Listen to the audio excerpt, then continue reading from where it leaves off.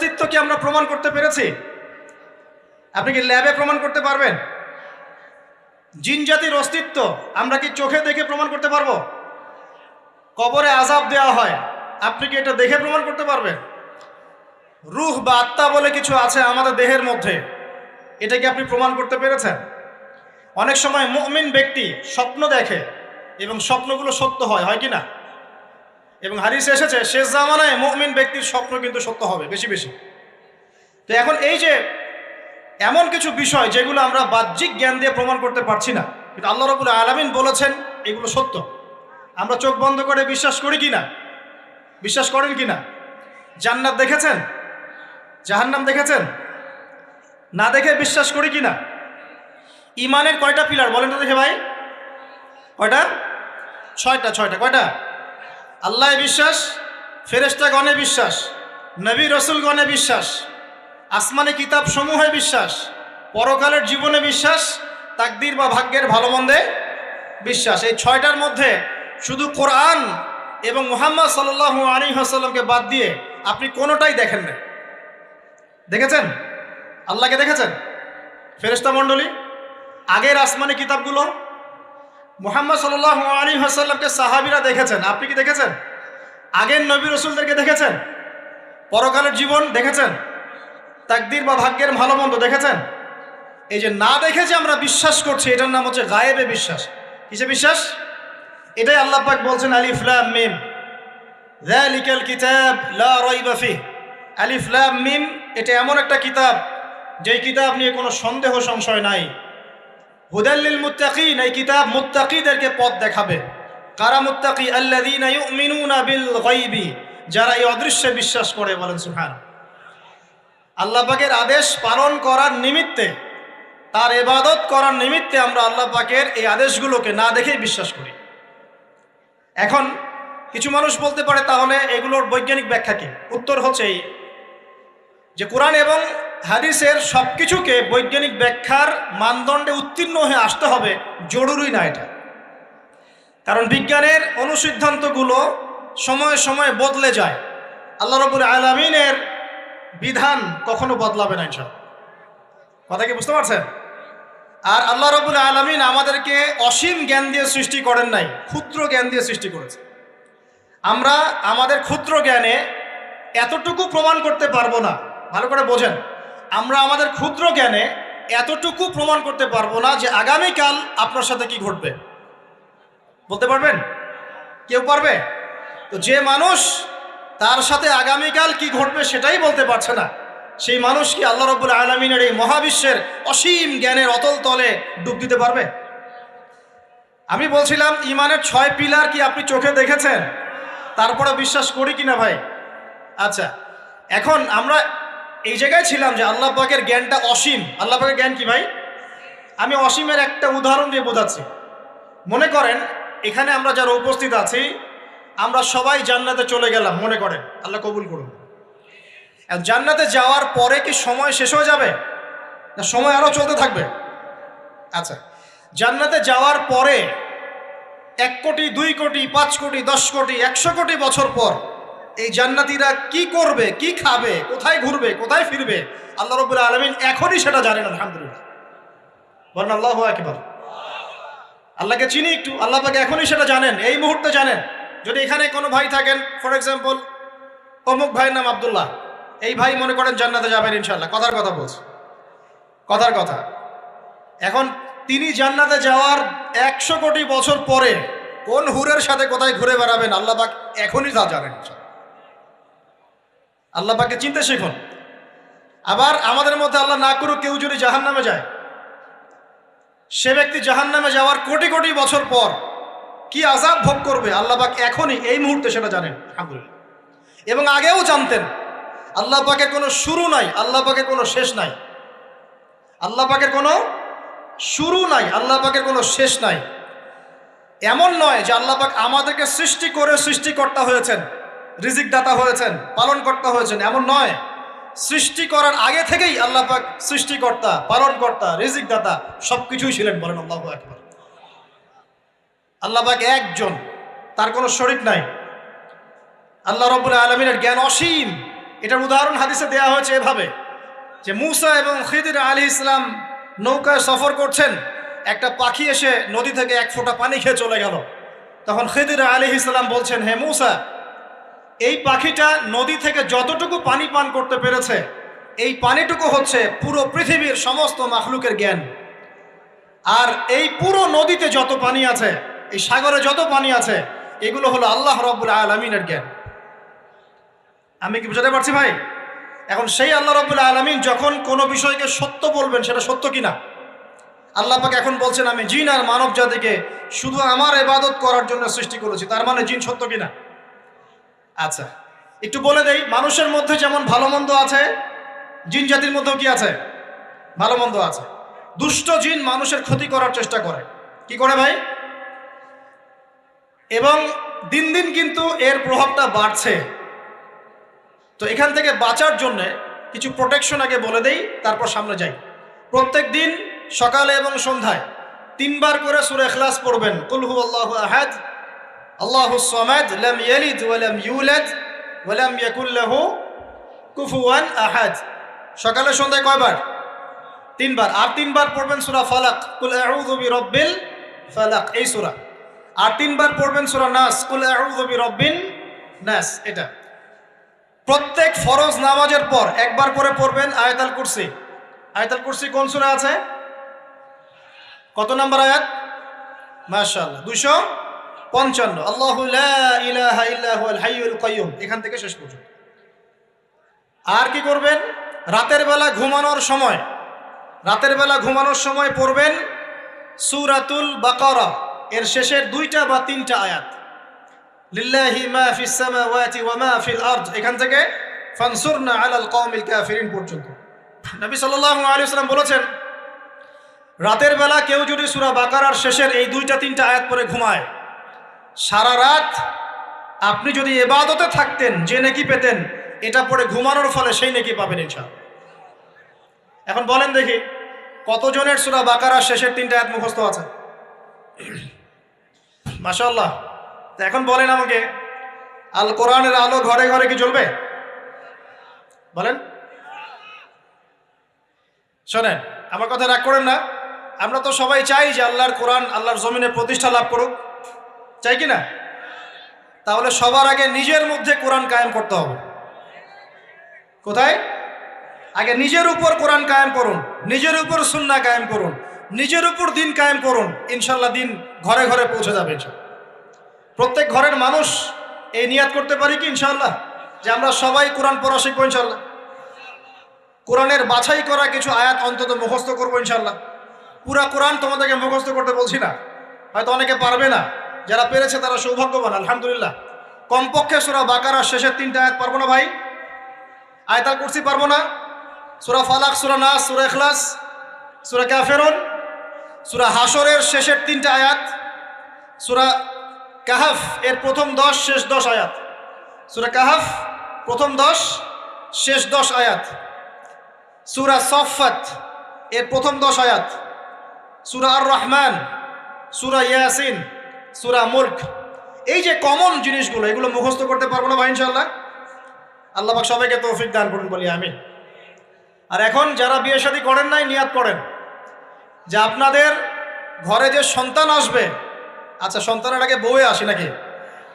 আচ্ছা, যারা বিয়ে শাদী করেন নাই নিয়াত করেন, দিনদার, মুত্তাকি, পরহেজগার, কোরআনওয়ালা মেয়ে ছাড়া বিয়ে করার দরকার নেই। বাস বাস বাস বাস বাস। শোনেন, এর মানে এই নয় যে খালি মাদ্রাসার মেয়েদেরকে বিয়ে করবেন, বরং এমন অনেক দিনই বোন আছেন আমাদের স্কুল কলেজ ইউনিভার্সিটিতে পড়েন, তারা অনেক বেশি দিন চর্চা করেন মাশাআল্লাহ। আমি বলেছি কোরআনওয়ালা দিনদার পর্দাশীল নারী বিয়ে করবেন। এবং দ্বিতীয় নিয়াত করেন, যে সন্তানই হবে কমপক্ষে একটা সন্তানকে হাফেজে কোরআন বানাবেন ইনশাআল্লাহ, একটা সন্তানকে আলেম বানাবেন ইনশাআল্লাহ। আপনার মেয়ে হলে সেই মেয়েকে আয়েশা রাদিয়াল্লাহু আনহার মতো বানান ইনশাআল্লাহ। আপনার ছেলে হলে আপনার ছেলেকে আবু বকর, ওমর, ওসমান, আলী রাদিয়াল্লাহু আনহুম আজমাইন তাদের আদর্শে করে তোলেন ইনশাআল্লাহ। পারা যাবে না ভাই? যখন ঘরে ঘরে কোরআনওয়ালা মানুষ তৈরি হবে না, আল্লাহর জমিনে আল্লাহর দিন এমনি প্রতিষ্ঠা হয়ে যাবে ইনশাআল্লাহ। বাতিল কোন দিক পালিয়ে যাবে ঠিক নাই। সব কিছু শেষ আছে না বলেন তো? সব কিছু শেষ আছে। নমরুদ আছে না নাই? দুনিয়াতে আছে। মানুষ তার নামও স্মরণ করে। যখন সে দুনিয়া ছিল মনে হচ্ছিল দুনিয়াটাই তার, তখন মনে হচ্ছিল কি দুনিয়াটাই নমরুদের। ফেরাউন দুনিয়া আছে না নাই? আছে। তার নামও কি মানুষ স্মরণ করে? যখন ফেরাউনের রাজত্ব ছিল, যুগ ছিল, তখন মনে হতো যে পুরো দুনিয়াটাই ও। কথা বুঝতে পারছেন না? এরকম প্রত্যেক যুগে যুগে। আজ জাতির নাম শুনেছেন? আজ জাতি এই তাল গাছের সমান লম্বা চওড়া ছিল এক একজন। বিশ্বাস করছেন না? তাল গাছের সমান লম্বা চওড়া ছিল এবং পাহাড় কেটে কেটে তারা বাড়িঘর নির্মাণ করত। তাদের কাছে আল্লাহ পাক নবী হিসেবে পাঠিয়েছিলেন হুদ আলাইহিস সালামকে। কোন নবী? সূরা হুদ পড়ে দেখবেন। আপনি যদি কবিতা, সাহিত্য, ছন্দ এগুলো পছন্দ করেন তাহলে সূরা হুদ আপনার জন্য। সুবহানাল্লাহ। আপনি যদি কবিতা, সাহিত্য, ছন্দ, বালাগাত পছন্দ করেন, সূরা আর রহমান আপনার জন্য, সূরা হুদ আপনার জন্য, সূরা শুআরা এগুলো আপনার জন্য। এত চমৎকার কাব্যিক বিন্যাস আছে, মানে কবিতার ছন্দে ছন্দে উপন্যাস ব্যাখ্যা করা হয়েছে বলে। সুবহানাল্লাহ। মানুষ তো কোরআনকে মূল্যায়ন করে না। আমি লাস্ট জুমার খুতবার একটা লেকচারে বলেছিলাম, সূরা ইউসুফ, এই যে এখন সারা বিশ্বে অর্থনীতি নিয়ে যে কত কথা হচ্ছে, অর্থনৈতিক সংকট, এটা সেটা বলা হচ্ছে না, সবার ঘরে ঘরে এগুলো আলোচনা হয় তো, মাশাআল্লাহ। আপনি বিশ্বাস করেন সূরা ইউসুফের মাত্র 4টা আয়াতের মধ্যে আল্লাহ পাক এই পুরো বিশ্বের অর্থনৈতিক সমস্যার সমাধান দিয়ে দিয়েছে। বলে দিব কি সমাধান? পরে বলছি। আগে আপনাদের এই পয়েন্টটা শেষ করি। ঘরে ঘরে কোরআনওয়ালা মানুষ তৈরি হবে তো ইনশাআল্লাহ? আল্লাহ কবুল করুন, বলি আমিন। কোরআনের এই বিশেষ সূরাগুলো মুখস্থ করতে পারবো তো ইনশাআল্লাহ ভাই? এগুলো নিয়মিত চর্চা করলে আপনাকে দুষ্ট জিন, জাদু, বদনজর এগুলো গ্রাস করবে না ইনশাআল্লাহ। আরেকটা বইয়ের নাম বলে দেই, বই কিনবেন। আমি যে প্রত্যেকটা লেকচারে একটা একটা করে 2টা করে বইয়ের নাম বলি, বইগুলো কিনবেন আল্লাহর রাস্তায়। আজকে শুধু একটা বইয়ের নাম বলবো না, আজকে আমি এমন একজন রাইটারের নাম বলে দিব যে রাইটারের সবগুলো বই বাসায় কিনবেন আপনারা ইনশাআল্লাহ। যদি আপনি এই রাইটারের, এই আলেমের সবগুলো বই বাসায় রাখতে পারেন এবং চর্চা করতে পারেন, ইনশাআল্লাহ আপনি সিরাতুল মুস্তাকিমেই থাকবেন ইনশাআল্লাহ। আমি আপনার জিম্মেদার হচ্ছি ইনশাআল্লাহ। যদি আপনি পথভ্রষ্ট না হয়ে যান, এই বইগুলোতে এত চমৎকার করে গাইডলাইন দেয়া আছে, আপনি ইনশাআল্লাহ সঠিক পথেই থাকবেন। নামটা বলে দিব। সবার প্রিয় আলেম, পুরো বিশ্বের, শুধু বাংলাদেশের নয়, অন্যতম একজন প্রিয় আলেম, বিদগ্ধ আলেমে দ্বীন আল্লামা মুফতি তকি উসমানী দামাত বারাকাতুহু। নাম শুনেছেন? এই নামটা শুনেছেন? আচ্ছা, তার অনেক বই আছে, প্রায় 200, 300, 400। সবগুলা বই বাসায় কিনবেন ইনশাআল্লাহ। ইবাদত নিয়ে বই আছে, মুআমালাত নিয়ে বই আছে, তাসাউফ নিয়ে বই আছে, জিকির নিয়ে বই আছে, অর্থনীতি নিয়ে বই আছে, ওয়ার্ল্ড অ্যাফেয়ার্স নিয়ে বই আছে, প্রতিটা সাবজেক্ট ধরে ধরে বই আছে। কোথায় পাবেন? এই তো অনলাইনে অনেক বুকশপ আছে না, এগুলোতে পাবেন। বাংলা বাজারে ঢাকায় পাবেন। এগুলো অনুবাদ হয়ে গেছে আলহামদুলিল্লাহ। এবং বাংলাদেশে অনেক স্টুডেন্ট আছে তার হাতে গড়া।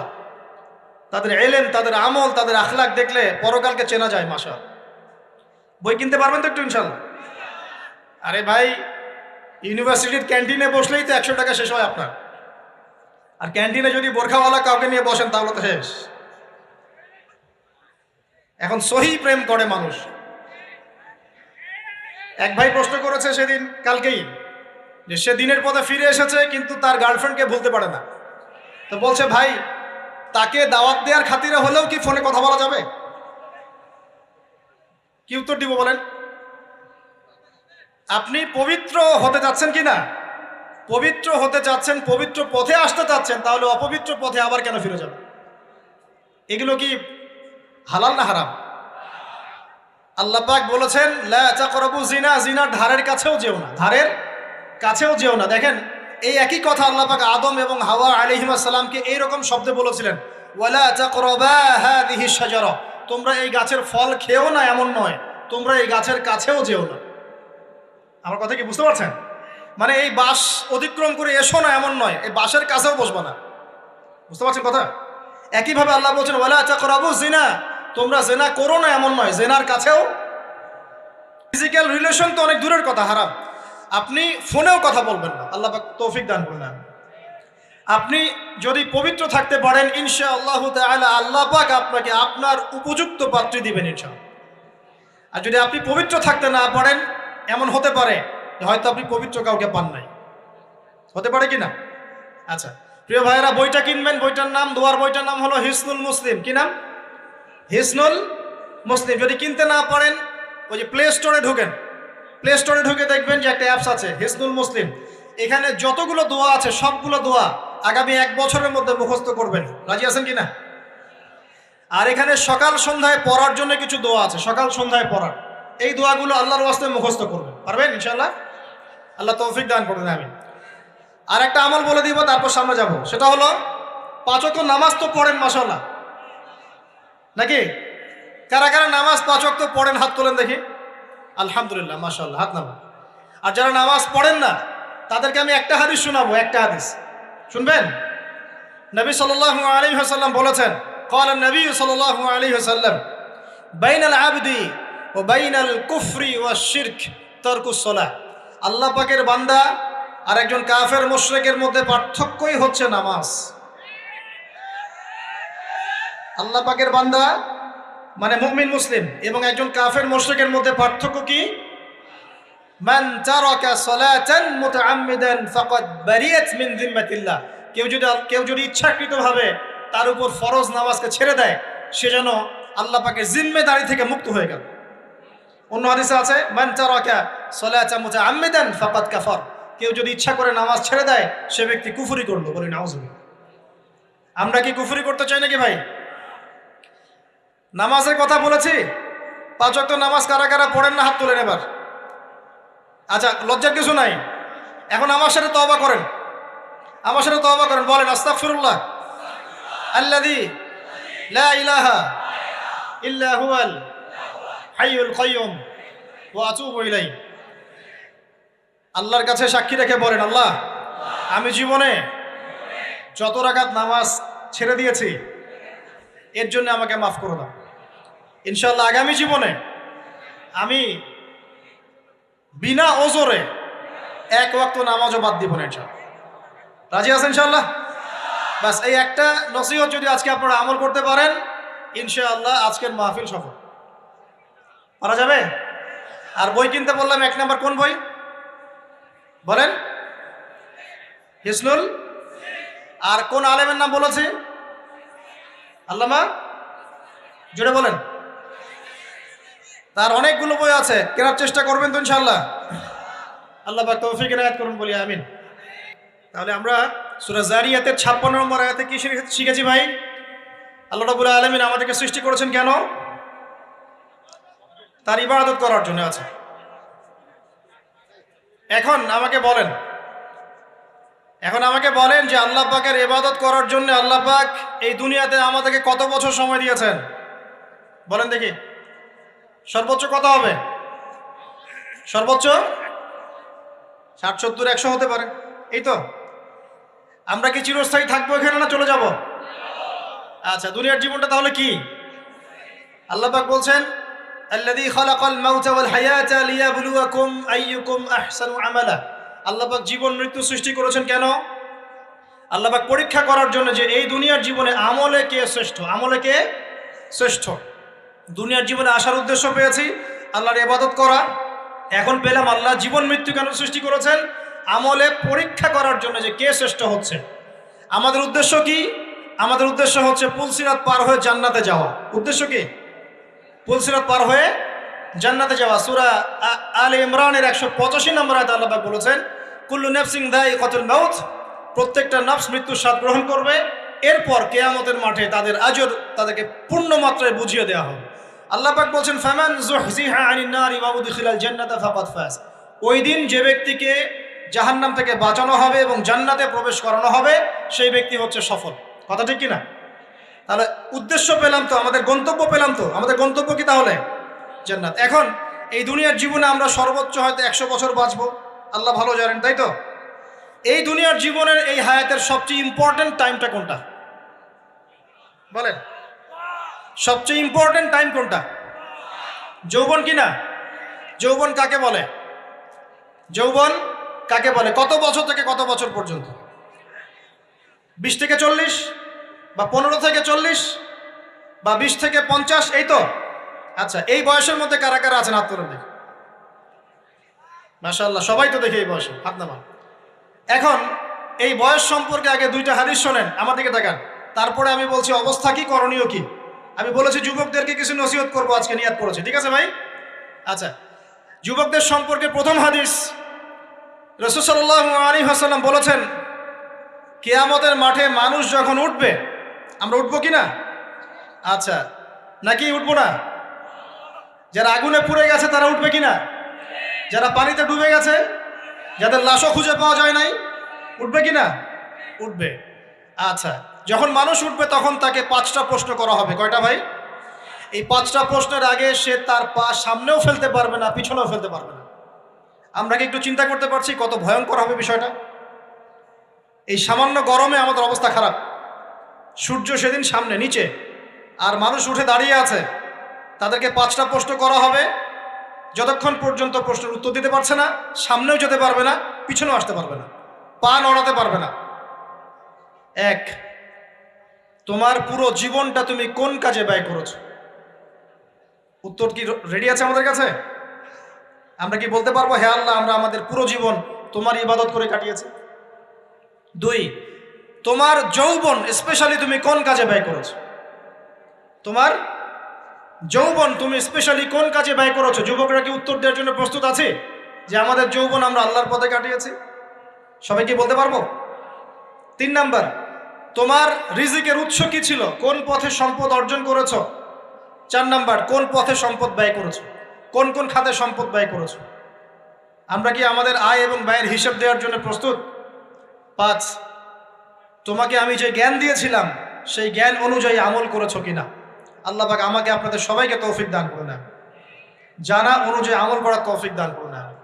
এই 5টা প্রশ্নের মধ্যে যৌবনকাল ইম্পর্টেন্ট কিনা ভাই? গুরুত্বপূর্ণ কিনা?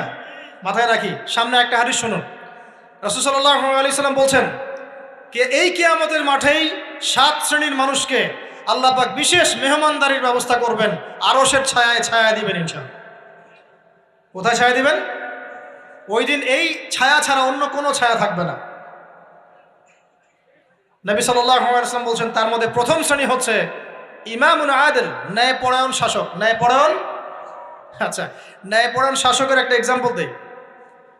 মক্কার জাহেলি যুগে সাহাবীরা ঈমান নিয়ে এসেছেন, বাস তাদের উপর নির্মম নির্যাতন শুরু হয়ে গেছে, আবু জেহেল, আবু লাহাব, উতবা, শায়বা। তখন সাহাবীরা আল্লাহ রাসূলের কাছে এসে বলছেন, ইয়া রাসূলুল্লাহ, আপনি একটু বদদোয়া করেন, তাদের উপর বদদোয়া করেন, আমরা তো আর পারছি না। নবী সাল্লাল্লাহু আলাইহি ওয়াসাল্লাম বললেন, তোমরা মক্কা থেকে হিজরত করে হাবাসায় চলে যাও। কোথায়? হাবাসা। হাবাসা মানে হচ্ছে আবিসিনিয়া। আবিসিনিয়া মানে এখনকার ইথিওপিয়া, ইরিত্রিয়া। নাম শুনেছেন কি? বিশেষ কোচিং তো করছেন অনেকে। আফ্রিকা মহাদেশের একটা ছোট্ট দেশ ইরিত্রিয়া, ওখানে চলে যাও। তখন বলেছিলেন তিনি হাবাসায় চলে যাও। সাহাবীরা জিজ্ঞাসা করছেন, হাবাসায় কেন? নবী সাল্লাল্লাহু আলাইহি ওয়াসাল্লাম বলছেন, সেখানে একজন খ্রিস্টান ন্যায়পরায়ণ শাসক আছেন, যার রাজ্যে কেউ জুলুমের শিকার হয় না। কি বললাম বলেন তো? হাবাসা কে আছেন? একজন মুসলিম না খ্রিস্টান? খ্রিস্টান ন্যায়পরায়ণ শাসক আছেন, যার রাজ্যে কেউ জুলুমের শিকার, মুসলমান নন এমন একজন শাসকের প্রশংসা করে আমাদের নবীজি বললেন, তার রাজ্যে কেউ জুলুমের শিকার হয়। সুবহানাল্লাহ। সাহাবীরা সেখানে হিজরত করলেন, নেতৃত্ব দিয়েছেন জাফর বিন আবি তালেব রাদিয়াল্লাহু আনহু। সেই সাহাবী বাদশাহ নাজাশী, তার নাম ছিল বাদশাহ নাজাশী, তার সামনে দাঁড়িয়ে সূরা মারিয়াম তেলাওয়াত করেছিলেন। ওই সূরা মারিয়ামে ইয়াহইয়া, জাকারিয়া, ঈসা, তার মা, এই গল্প ঘটনাগুলো আছে। এই সূরার তেলাওয়াত শুনে বাদশাহ নাজাশীর চোখ দিয়ে পানি পড়তে পড়তে দাড়ি ভিজে গিয়েছে। সুবহানাল্লাহ। শেষে তিনি ঈমান নিয়ে আসেন, মুসলমান হন, আলহামদুলিল্লাহ। আমাদের নবীজি তার জানাজার নামাজ পড়েছিলেন, আমাদের নবীজি তার গায়েবানা জানাজার নামাজও পড়েছেন, বলেন সুবহানাল্লাহ। এখানে একটা পয়েন্ট খালি বলতে চাই, একজন অমুসলিম শাসক সম্পর্কে আমাদের নবীজি মন্তব্য করেছিলেন, তার রাজ্যে কেউ জুলুমের শিকার হয় না। আর আজকের দিনে সারা বিশ্বের কোনো কোনো ক্ষেত্রে মুসলিম শাসকদের ব্যাপারেও এই কথা বলা যায় না যে তার রাজ্যে কেউ জুলুমের শিকার হয়। আল্লাহ পাক বলছেন আরশের ছায়া আমি ছায়া দিব 7 শ্রেণীর মানুষকে। কয় শ্রেণী? তার মধ্যে প্রথম শ্রেণী হচ্ছে ইমামুন আদিল, ন্যায়পরায়ণ শাসক। আল্লাহ পাক আমাদের সমস্ত শাসকদেরকে ন্যায়পরায়ণ হওয়ার তৌফিক দান করুন। 2 নাম্বার, সেই যুবককে আমি সেখানে আশ্রয় দিব যেই যুবক তার যৌবনকালটা আল্লাহর পথে কাটিয়ে দিয়েছে। এবার কি হাদিসটা আপনি পেয়েছেন? এর আগের হাদিস কি শুনলেন? পা নড়াতে পারবেন না যতক্ষণ পর্যন্ত এই প্রশ্নের উত্তর না দিচ্ছেন যৌবনকাল কোন পথে ব্যয় করেছেন। এখন যদি আল্লাহর পথে ব্যয় করেন তাহলে আরশের ছায়া ছায়া পাচ্ছেন আলহামদুলিল্লাহ। বাকিগুলো কারা কারা একটু বলে দেই। 3 নাম্বার হচ্ছে সেই ব্যক্তি যে একজন আরেকজনকে মহব্বত করে, এক ব্যক্তি আরেক ব্যক্তিকে মহব্বত করে শুধুমাত্র আল্লাহর সন্তুষ্টির জন্য। কথা কি বুঝতে পারছেন? এই মহব্বত আবার এই ছেলে মেয়ের ফ্রি মিক্সিং না। কথা বুঝতে পারেনি? দিনের খাতিরে মহব্বত, আল্লাহর জন্য মহব্বত, আল্লাহর জন্য। 4 নাম্বার এমন ব্যক্তি যে এত গোপনে দান করে যে তার বাম হাত জানে না ডান হাত কি দান করেছে। আমরা তো এখন 1 টাকা দান করলে 100 টাকা ফুটাই। ফেসবুক আছে, মারাত্মক একটা জিনিস ফেসবুক, মানে এটা মানুষকে আর মানুষ রাখে না। যে ব্যক্তি ফেসবুকে আসক্ত তার সাথে কথাবার্তা বলা, লেনদেন, চলাফেরা খুব ডিফিকাল্ট। মানে কি বোঝেন আগে কথাটা? কেন ডিফিকাল্ট? কারণ সে এত বেশি আসক্ত এখানে যে পান থেকে চুন খসলে সে আপনাকে পাবলিকলি ধুয়ে রেখে দিবে। কিছু হইলে আপনাকে ফেসবুকে টেনে নিয়ে আসবে, ফেসবুকে সবাইকে বলবে উনি আমার সাথে এই কাজ করছে। আপনি বলারও টাইম পাবেন না যে আপনি নির্দোষ। তো খুব মুশকিল না এগুলা। আল্লাহ মাফ করুক আমাদেরকে। এমনভাবে দান করে যে বাম হাত জানে না ডান হাত কি দান করছে। 5 নাম্বার এমন ব্যক্তি যে এটা যুবক, এটাও যুবক, যাকে কোনো সুন্দরী নারী আহ্বান করছে জিনার জন্য, সুন্দরী উচ্চ বংশের নারী, যে আসো আমার সাথে জেনা করো। ওই যে ইউসুফ আলাইহিস সালামের মতো, মনে আছে? ইউসুফ আলাইহিস সালামের ঘটনা মনে আছে? আচ্ছা, কিন্তু সেই যুবক বলে, সেই ব্যক্তি বলে ইন্নী আখাফুল্লাহ, আমি আল্লাহকে ভয় করি, আমি তোমার সাথে খারাপ কাজ করতে পারবো না। এরকম ছেলে এবং এরকম মেয়ে এখন সমাজে খুঁজে পাওয়া যায়? হাতে গোনা, হাতে গোনা। আপনি অনলাইন ঘাটাঘাটি করেন, গুগল করেন, ক্রস চেক করেন, দেখবেন বাংলাদেশের 25 বছরের কম বয়সী ছেলে আর মেয়েদের জেনার হার কত আপনি বের করে দেখেন। 25 বছরের কম যে যুব সমাজ আমাদের সামনে আছে তাদের মধ্যে কত % যুবক এখন পর্যন্ত ফিজিক্যাল সম্পর্ক করেনি কারোর সাথে, আপনি খুঁজে বের করতে পারবেন। শুধু ছেলেদের ক্ষেত্রে এটা নয়, মেয়েদের ক্ষেত্রেও আছে। এই যে অনার্স লাইফ পার করার আগেই বহু মেয়ে সতীত্ব নষ্ট করে ফেলছে, বহু ছেলে সতীত্ব নষ্ট করে ফেলছে। কথাগুলো কি রাগ করছেন? আমি আপনাদের ভাই এবং আমি আপনাদেরকে মহব্বত করি। আমরা জেনার পথে যাব না, আমরা হালাল সম্পর্কে থাকবো ইনশাআল্লাহ। যখন আপনি জেনায় চলে যাবেন আপনার কলব থেকে আল্লাহ নূর নষ্ট হয়ে যাবে। এটা এমন একটা পাপ যেটা করার পর মানুষ আল্লাহর সামনে মাথা তুলে দাঁড়াতে পারে না, লজ্জায় চোখ নেমে যায়, ইবাদতে স্বাদ পায় না। যখন হারাম সম্পর্কে, ফ্রি মিক্সিং, এগুলোতে মানুষ থাকে, ইবাদতে মানুষ স্বাদ পায় না। দিনের পর দিন ইবাদত করে মনোযোগ আসে না, মন লাগে না, চোখ দিয়ে একটু পানি বের হয় না, আল্লাহর জন্য কাঁদতে পারে না, কারণ মনের মধ্যে তো নূর নাই। আর যখন একটা মেয়ে বেপর্দায় থাকে, অনেক ইবাদত করলেও তার এই বেপর্দায় থাকার কারণে সমাজের বহু মানুষের চোখের জেনা হয়ে যায়। এতে করে ওই সব মানুষের পাপের ফল এই মেয়েটাকে ভোগ করতে হয় এবং মানুষের চোখের বদনজর লাগে, ওই মেয়ে অসুস্থ হয়ে পড়ে মানসিকভাবে, শারীরিকভাবে। আমি আমাদের যুবক ভাই এবং যুবক বোনদেরকে রিকোয়েস্ট করব, আল্লাহর ওয়াস্তে চরিত্রটাকে পবিত্র রাখার চেষ্টা করুন। আল্লাহ পাক তৌফিক দান করুন। এই যুবককে আল্লাহ পাক আরশের ছায়া ছায়া দিবেন যে একটা মেয়েকে পেয়েও আল্লাহর ভয় তাকে ভোগ করে নাই। আল্লাহ পাক এরকম যুবক ঘরে ঘরে তৈরি করুন। তাহলে কি করবেন ভাই? হালাল উপার্জনের ব্যবস্থা করবেন, ব্যাস সরাসরি বিয়ে করে ফেলবেন। পরিবারকে বোঝানোর চেষ্টা করবেন, না বুঝলে আন্দোলন শুরু করবেন যে আমি জেনা করতে চাই না, আমি বিয়ে করতে চাই, বিয়ে আমার দেওয়ানি লাগবো, এরকম। ব্যাস তারপর দেখবেন বাপ মা কেমন করে বিয়ে না দেয়। আল্লাহ সাহায্য করবে ইনশাআল্লাহ। আল্লাহ আমাদের যুবক ভাইদেরকে চরিত্র হেফাজত করার স্বার্থে বিয়েকে সহজ করে দিন। আমি আবার কাউরে নিয়ে পালায় যায় না, ওই কাজ করতে যায় না কিন্তু আবার, ঠিক আছে? কারণ এভাবে কোর্টে গিয়েও যদি একটা মেয়ে বিয়ে করে, এই বিয়ের জায়েজ না জায়েজ নিয়ে অনেক কথা আছে। অতএব এইসব ঝুঁকির মধ্যে যাবেন না, বাসায় বোঝানোর চেষ্টা করবেন। আরেক শ্রেণীর ব্যক্তি আছে যাদেরকে আল্লাহ পাক আরশের ছায়া ছায়া দিবেন। তারা কারা? যারা গোপনে আল্লাহকে স্মরণ করে কাঁদতে পারে। বলি সুবহানাল্লাহ। এখন এই দুটো হাদিসের মধ্যে যুবকদের অবস্থান কি পেয়েছেন? আচ্ছা, আরেকটা শোনাই এবার।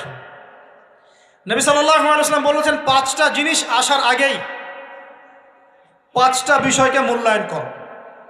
1, তোমার বার্ধক্য আসার আগেই তোমার যৌবনকে মূল্যায়ন করো। যৌবনের গুরুত্ব পেলেন তো এবার? তোমার মৌত আসার আগেই তোমার জীবনকে মূল্যায়ন করো। অসচ্ছলতা আসার আগেই সচ্ছলতাকে মূল্যায়ন করো। অসুস্থতা আসার আগেই সুস্থতাকে মূল্যায়ন করো। এবং এই যে কথাটা বললাম যে তোমার বার্ধক্য আসার আগেই যৌবনকালটাকে মূল্যায়ন করো। এই হাদিসগুলোর মধ্যে আমরা সংক্ষিপ্ত পরিসরে যৌবনকালের গুরুত্ব পাচ্ছি কিনা ভাই? এখন এই যৌবনকালটা আমাদের কাটানো উচিত আল্লাহ পাকের ইবাদতের মধ্য দিয়ে। এই যৌবনকালটা আমাদের কাটানো উচিত কয়েকটা বিষয়ের মধ্য দিয়ে। তার মধ্যে আমি 10টা পয়েন্ট আপনাকে বলবো। কয়টা ভাই? 10টা। 1, এই যৌবনকালে সবার আগে আমাদের কর্তব্য হচ্ছে দ্বীনের ইলম অর্জন করা। কি করা ভাই? দ্বীনের ইলম অর্জন বলতে আমি কি বোঝাচ্ছি? দ্বীনি ইলম অর্জন বলতে আপনাকে আমি বোঝাচ্ছি যে কমপক্ষে কোরআনটুকু তেলাওয়াত করতে শিখুন, হাদিসগুলো পড়তে শিখুন, ইসলামী বইপত্র পড়াশোনা করুন, পাশাপাশি জেনারেল সাবজেক্টগুলোও পড়াশোনা করুন। এদিকে আপনি এগিয়ে যান, এদিকেও এগিয়ে যান, দুই দিকে আগাতে থাকেন। এর পাশাপাশি বরেণ্য ওলামায়ে কেরামদের সোহবতে থাকার চেষ্টা করেন।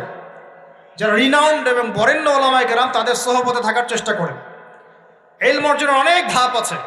শুরু করেন কোরআন তেলাওয়াত দিয়ে, তারপরে আস্তে আস্তে হাদিসে যান, কোরআনের তাফসিরে যান, ইতিহাস পড়েন, ইসলামের ইতিহাস পড়েন, ইসলামিক অর্থনীতি পড়েন, রাসূলের জীবনী সিরাত পড়ে দেখেন, ইসলামিক ফিকের বইগুলো পড়ে দেখেন। আস্তে আস্তে গ্র্যাজুয়ালি আপনি সামনে যান। এই সিলেবাসটা আপনি কোত্থেকে পাবেন?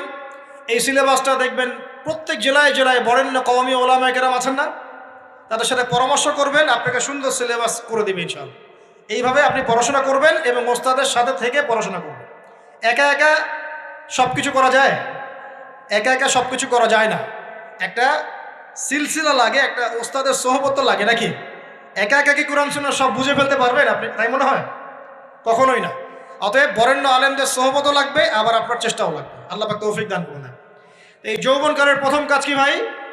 ইলম অর্জন করা। 2 নম্বর, এই যৌবনকালে আমরা যে পরিমাণ ফিজিক্যালি ফিট থাকি, শরীরে শক্তি থাকে, উদ্যম থাকে, আমাদের বয়সটা 40-50 হয়ে গেলে সেটা থাকবে না। থাকবে? অতএব এই যৌবনকালে বেশি বেশি ইবাদত করতে থাকেন। আল্লাহ পাক তৌফিক দান করুন। এই যৌবনকালে 5 ওয়াক্ত নামাজ তো পড়বেনই, এর পাশাপাশি নফল নামাজগুলো পড়ার চেষ্টা করুন। এর পাশাপাশি আপনি চেষ্টা করবেন তাহাজ্জুদের ওয়াক্তে একটু নামাজ পড়ার জন্য, কমপক্ষে 2 রাকাত, কমপক্ষে 2 রাকাত, অ্যাটলিস্ট 2 রাকাত নামাজ তাহাজ্জুদের সময় পড়ার চেষ্টা করি। আল্লাহ আমাকে তৌফিক দেখ, আপনাদের সবাইকে তৌফিক দান করুন। ওই সময় আপনি যে দোয়াই করবেন আল্লাহর কাছে কবুল হবে ইনশাআল্লাহ। যে দোয়াই করবেন আল্লাহ কবুল করবেন ইনশাআল্লাহ। যদি আপনার রিজিকটা কি হয়? হালাল হয়। হারাম রিজিক দিয়ে ইবাদত কবুল হয়? হারাম রিজিকের দোয়া কবুল হয়? কবুল হয় না। 3 নাম্বার, এই যৌবনকালে আমরা রাসূলের সুন্নতের উপর বেশি আমল করবো ইনশাআল্লাহ। করা যাবে ইনশাআল্লাহ?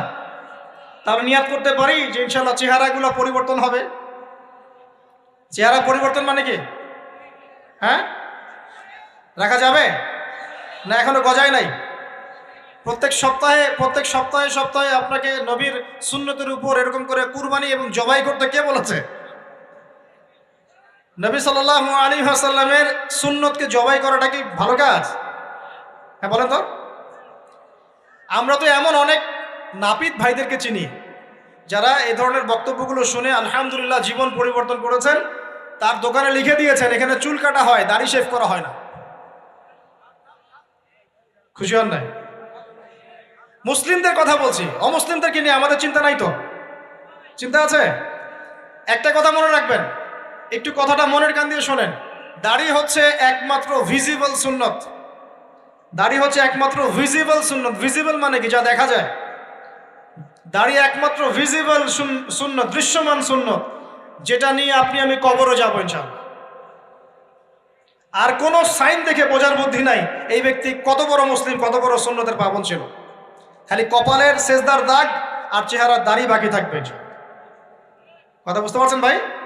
নিয়াত করা যায় একটু দাড়ি ছেড়ে দিব, নাকি দাড়ি রাখলে চাকরি পাবেন না? দাড়ি রাখলে মেয়ে দিবে না নাকি?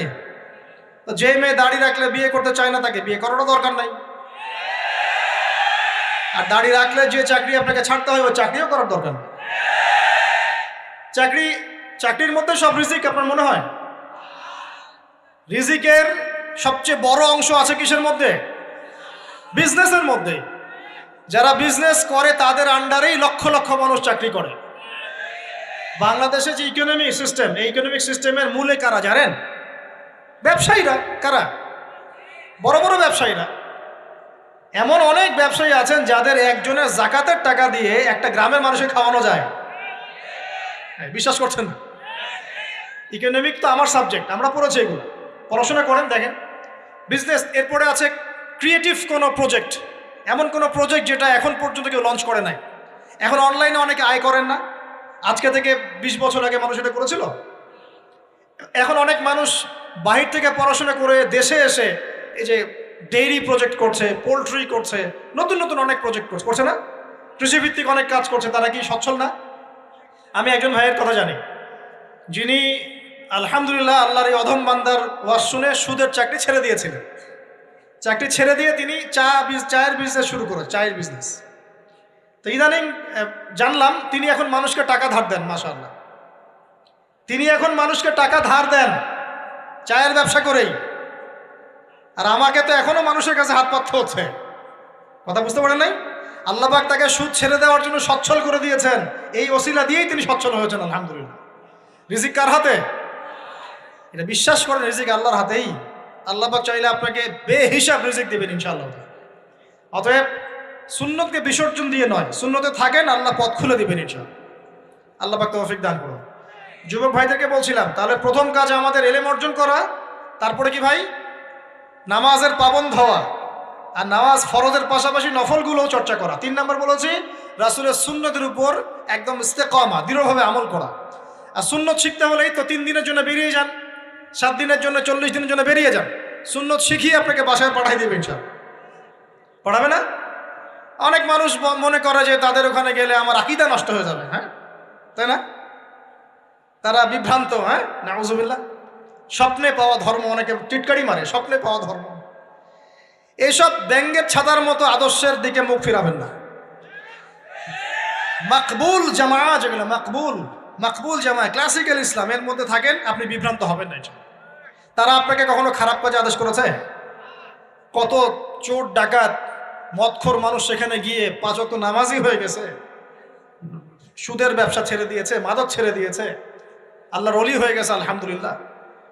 তো আপনাকে তারা সুন্নত শিখিয়ে বাসায় পাঠিয়ে দিবে। এছাড়া আপনি অন্যভাবে শিখতে চাইলে শিখবেন, সমস্যা কি? যদি মাদ্রাসায় পড়ার তৌফিক থাকে তাহলে পড়বেন। সবাই কি মাদ্রাসায় পড়ার তৌফিক পাবে? পাবে না।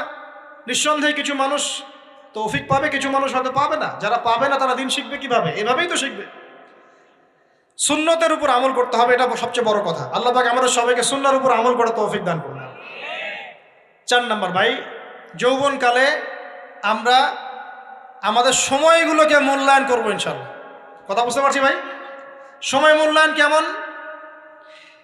আপনার দিন রাতের একটা রুটিন থাকবে, এলোমেলো লাইফ লিড করবেন না। এই যে আমরা, আল্লাহ মাফ করুক, আমরা এখন 3টায় 2টায় 4টায় ঘুমাই, 12টা 1টা 2টায় উঠি, নাউজুবিল্লাহ। এতে করে কি আমাদের রুটিন লাইফটা ঠিক আছে? আমাদের খাওয়ার ঠিক নাই, আমাদের ঘুমের ঠিক নাই, আমাদের মানে খাবারের যে অভ্যাস, খাদ্যাভ্যাসে ঠিক নাই। আমরা একটু খেলাধুলা আগে করতাম, সেটাও এখন করি না। সারাদিন ফোন নিয়ে বসে থাকি, আর এই যে ইউটিউব ফেসবুকে বসে থাকি। গোল হয়ে বসে লুডো খেলে। গোল হয়ে কি করে? লুডো খেলে, অনলাইনে গেমস খেলে, অনলাইনে পাবজি খেলে, ফ্রি ফায়ার খেলে। আগে তো তাও ছেলে পেলে একটু ফুটবল খেলতো, ক্রিকেট খেলতো, আমরাও তো খেলেছি। ওই সময় তাও আলহামদুলিল্লাহ আমাদের ফিজিক্যাল ফিটনেস অনেক ভালো ছিল। এখন ওগুলো বাদ দিয়ে যে মানুষ পর্নোগ্রাফি দেখছে, লুডো খেলছে, পাবজি খেলছে, ফ্রি ফায়ার খেলছে, সারাদিন অনলাইনে বসে অথর্বর মধ্যে বসে আছে, এটা কি ভালো হচ্ছে? এজন্য অ্যাটলিস্ট ফজরের নামাজ পড়ে জিকির আজগার করে পড়াশোনা করে আধা ঘন্টা 1 ঘন্টা একটু খেলাধুলা করলে কি সমস্যা? একটু ফুটবল খেলেন, দৌড়াদৌড়ি করেন, জগিং করেন, একটু ব্যায়াম করেন। আল্লাহ পাক আপনাদের যৌবনে বরকত দান করুন, আমিন। এই কাজগুলো করতে হবে কিনা? ভালো না খারাপ? করেন। আর নিয়মতান্ত্রিক লাইফ লিড করবো আমরা। নিয়মতান্ত্রিক, আমার জীবনে একটা রুটিন থাকবে, এই রুটিনের বাইরে যাব না। পড়াশোনার রুটিন থাকবে, খেলার বা এক্সারসাইজ রুটিন থাকবে, খাওয়া দাওয়ার রুটিন থাকবে, দাওয়ার রুটিন থাকবে, আমি আলেমুল আমাদের কাছে যাবো, এই রুটিন থাকবে। একটা রুটিন লাইফ লিড করবেন, এলোমেলো জীবনযাপন করবেন না। আল্লাহ পাক আমাকে তৌফিক দান করুন, আপনাদের সবাইকে তৌফিক দান করুন। কয়টা বলেছি ভাই বলেন? 6 নাম্বার, যৌবনকালে সবচেয়ে বেশি বেঁচে থাকবো নারীর ফিতনা থেকে। কি থেকে ভাই? যৌবনকালে সবচেয়ে বেশি বেঁচে থাকবো কি থেকে? একটা হাদিস বলি, নবী সাল্লাল্লাহু আলাইহি ওয়াসাল্লাম বলেছেন, মা তারাকতু বা'দি ফিতনাতান আদাররা আলা রিজালি মিনান নিসা। আমি আমার পরে, নবীজি বলছেন, আমি আমার পরে পুরুষদের জন্য নারীদের চেয়ে ভয়ঙ্কর কোনো ফিতনা রেখে যাই নাই। কেমন ফিতনা? আপনি একটু অনেস্টলি বলেন তো দেখি, যে আমরা যারা পর্নোগ্রাফিতে টুকটাক আসক্ত বা এ ধরনের অনলাইনে বা অফলাইনে এ ধরনের হারাম সম্পর্কের সাথে আছি, মন থেকে কি আপনি ফিল করেন যে আল্লাহ আপনার সাথে আছেন? বলেন তো দেখি, অনেস্টলি বলেন। আপনি যখন নামাজ পড়ে বাসায় ফিরে যান, ফিরে যেতে যেতে যদি আপনার চোখে খারাপ কিছু পড়ে, আপনার মনের নূরটা নষ্ট হয়, আপনি বুঝতে পারেন না? বুঝতে পারেন না? যখন আপনি এরকম হারাম কোনো সম্পর্কে আছেন, নাউজুবিল্লাহ, আপনার মনটা যে শক্ত হয়ে গেছে, আপনি বুঝতে পারেন না? আল্লাহর ওয়াস্তে নারী জাতির ফিতনা থেকে সর্বোচ্চ দূরত্ব অবলম্বন করবেন। আল্লাহ পাক তৌফিক দান করুন। কি করব তাহলে আমরা? ওই যে বলেছি, হালাল সম্পর্ক করতে পারলে হালাল, যদি করতে না পারি সবর করবেন। কি করবেন? সবর করবেন, ভালো কাজে ব্যস্ত থাকবেন, বেশি বেশি রোজা রাখবেন। কি করবেন? বেশি বেশি রোজা রাখবেন। সোমবারে রোজা রাখবেন, বৃহস্পতিবারে রোজা রাখবেন। এভাবে আপনি আপনার জীবনটা গুছিয়ে নেন, আল্লাহ পাক প্রবৃত্তিকে নিয়ন্ত্রণ করার ক্ষমতা দিবেন ইনশাআল্লাহ। এরপরেও যদি ভুল হয়ে যায়, হতে পারে এই যুগটা ফিতনার যুগ, চরম ফিতনার যুগ। যদি কোনো ভুল হয়ে যায়, খবরদার আপনি হতাশ হবেন না। ভুল হয়ে গেলে কখনো হতাশ হবেন না। হতাশা শয়তানের পক্ষ থেকে আসে, কখনো হতাশ হবেন না। দেন অজু করে জায়নামাজে দাঁড়িয়ে 2 রাকাত নামাজ পড়ে আল্লাহকে বলবেন, আল্লাহ আমার ভুল হয়ে গেছে, আমাকে মাফ করে দাও। পারা যাবে ইনশাআল্লাহ। জীবনে কখনো হতাশ হবেন না। জীবনে যাই হয়ে যাক না কেন, কখনো হতাশ হবেন না। মনে রাখবেন, আল্লাহ আপনার রব, আল্লাহ আপনার সাথে আছেন ইনশাআল্লাহ। অতএব নারীর ফিতনা থেকে নিজেকে বাঁচিয়ে রাখার চেষ্টা করুন, আল্লাহ পাক তৌফিক এনায়েত করুন। 7 নাম্বারটা হচ্ছে, এই সমাজ আপনাকে যেভাবে শেখায়, কিভাবে শেখায়?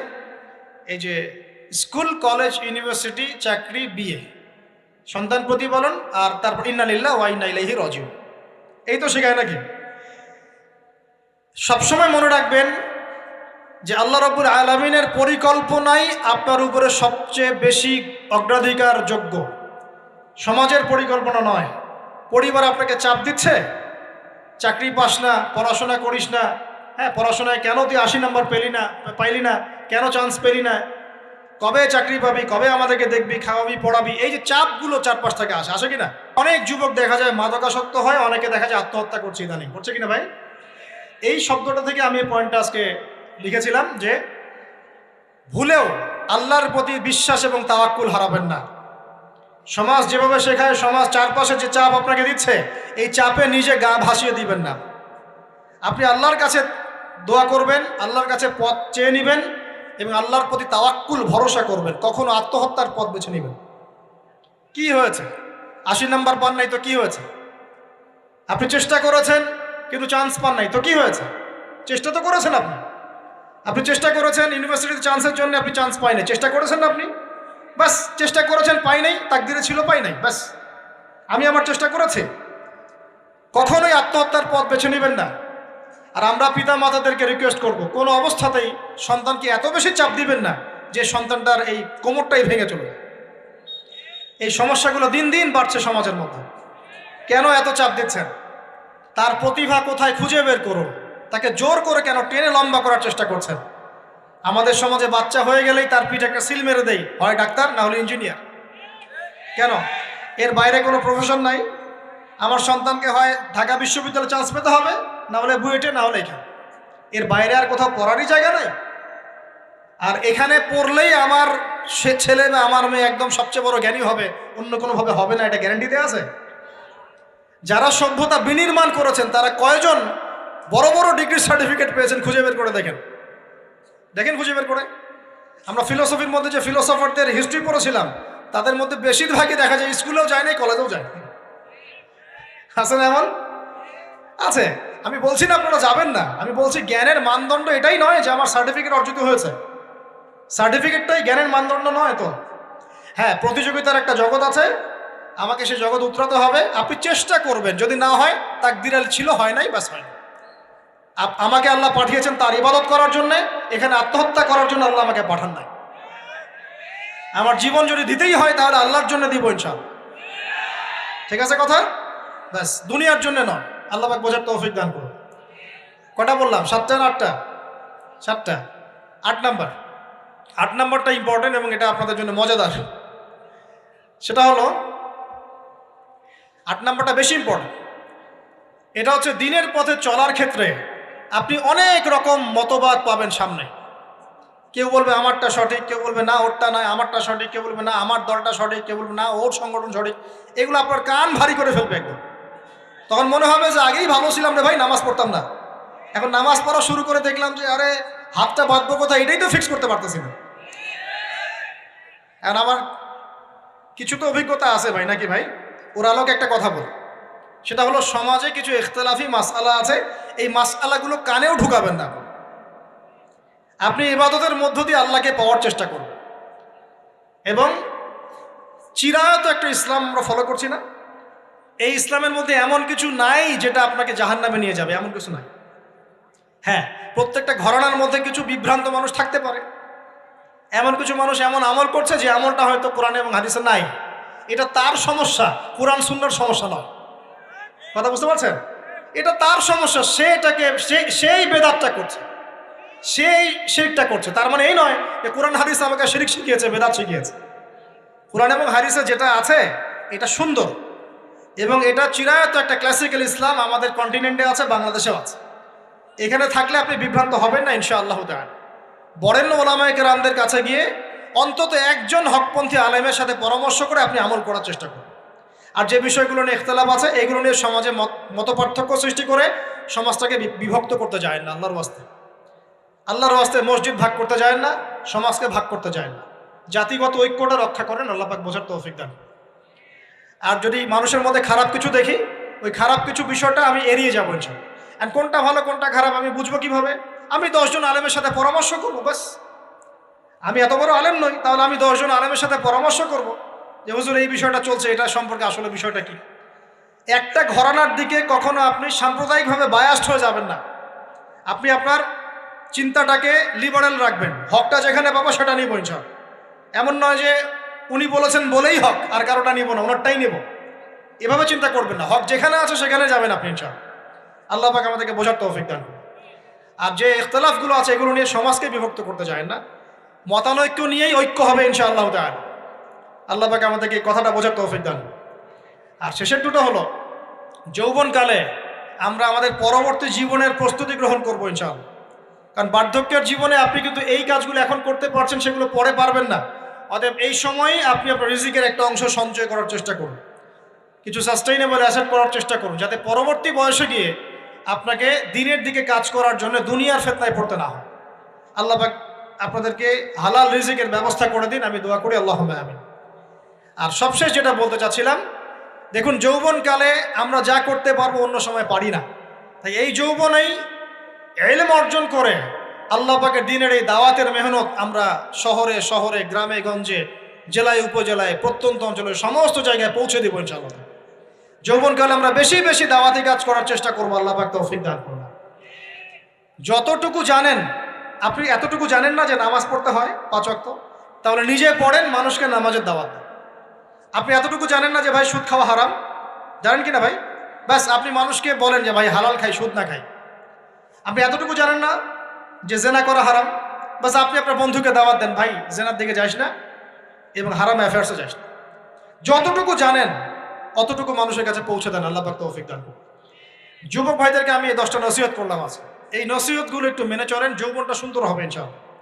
এছাড়া আর অনেক নসিহত আছে, এগুলো ওই যে বইগুলোর নাম বলে দিয়েছি, আল্লামা তাকি উসমানী হুজুরের যে বইগুলো, এগুলো পড়েন, ইনশাআল্লাহ দেখবেন আরো অনেক হেদায়েত আপনি পাবেন। মোটা দাগে কথা হচ্ছে ইলম অর্জন করতে হবে। রাজি আছে কিনা ভাই?